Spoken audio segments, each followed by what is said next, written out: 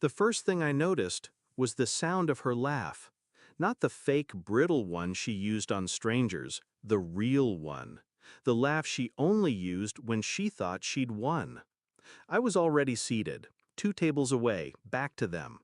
I didn't turn around immediately. I wanted the moment to stretch, to burn. The waiter poured my wine. My hand didn't shake, not even once. It took 3 deep breaths before I glanced over my shoulder, and there she was, my sister, in my engagement dress, hairpinned the way I'd planned to wear it next month. Across from her sat Daniel, my fiancé. His hand was on hers. Our restaurant, our table, my life. Before Daniel and I met 3 years ago, he wasn't lightning. He was gravity. The kind of man who made you feel like the center of his universe. He memorized the way I took my coffee, kissed my forehead in public, and told me I was the safest place he'd ever known. And my sister, Leah, she was the wild one, always competing, always testing boundaries. We were close once, until I started winning the things she wanted. Jobs, friends. Now, apparently, men. When Daniel proposed in that same restaurant last winter, Leah cried louder than me, told me I was the luckiest girl alive. I believed her. Cracks. It started small. Texts Daniel wouldn't explain. Leah suddenly too busy to see me, except when Daniel was around.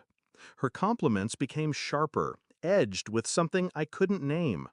Then, 2 weeks before the engagement party, I found her scarf in Daniel's car. He swore she'd left it there after a family lunch. I smiled, nodded, pretended to believe him. But inside, I started counting days. The evidence. I didn't snoop. I waited. And last Thursday, fate handed me proof. A friend texted, "Isn't this your sister? She's at Jardin with a tall guy. Looks like your fiancé." She sent a photo. Leah, Daniel, same table where we'd celebrated our anniversary.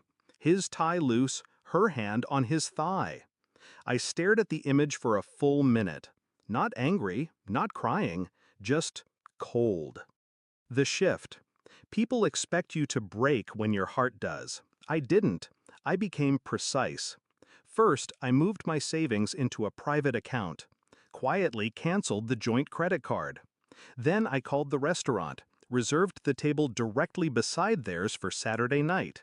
Same time, same waiter. I picked my black dress, the one Daniel hated because it made me look unapproachable. Perfect. Saturday. When I arrived, the maitre d' gave me a strange look. "They're already here," he whispered.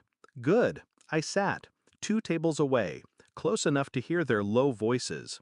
Daniel was leaning in, saying something about how it'll all be over soon. Leah laughed. That laugh. I ordered wine. The waiter, Mark, wasn't just a waiter. He'd been there for my proposal, our anniversaries, every milestone. He knew. And when I told him, "Send their bill to me," he didn't ask why. The play. Halfway through their meal, I stood, walked past their table slowly. Leah's eyes met mine first. She froze, fork midair. Daniel turned pale. "Evening," I said. No anger, no raised voice, just calm, measured venom. "You both look dressed for the occasion." Leah stammered something about coincidence. Daniel opened his mouth, closed it again. I leaned down just enough for only them to hear. "You should have picked another restaurant. And another dress." The strike. I straightened, handed Mark an envelope. Inside was a copy of the prenup Daniel didn't know I'd updated last month. And photos. The ones from my friend. "I'll take my check at the bar," I told Mark. Then to them, "Enjoy your meal. It's the last you'll have here." They didn't follow me immediately. I think they were still processing. But when I reached the bar, I heard the voices rise. Daniel accusing her. Leah accusing him. Perfect.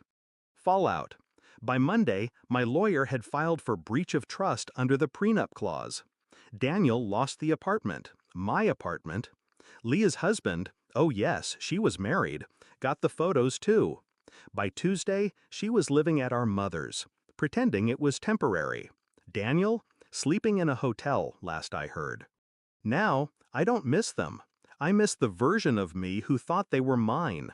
But she's gone. What's left is sharper, quieter. And when I hear laughter in a restaurant now, I don't flinch.